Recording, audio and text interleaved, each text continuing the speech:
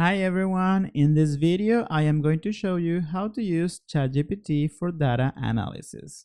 So some of the things we can do is ask ChatGPT to give us some important information on a dataset before we even start analyzing it. So the first thing we have to do is tell ChatGPT how we want it to act. In this case, I'm saying you are a data analyst. I'm asking if it can explain the important parts of this dataset, and I'm gonna paste the link.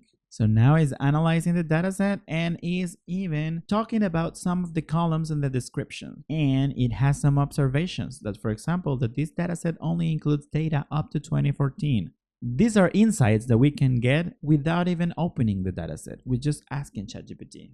Now, let's go a step further and let's say that I want to work on this dataset.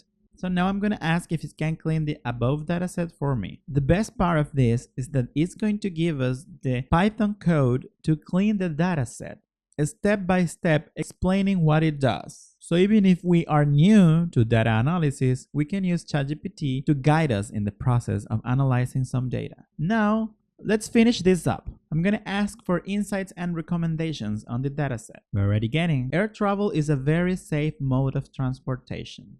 And it said that it would be interesting to see how safety records have changed in the years since then. So now it is even telling us what we could do in the future. And it also have some recommendations, like for example, investigate the safety records of airlines with multiple fatal accidents to see if there are any commonalities.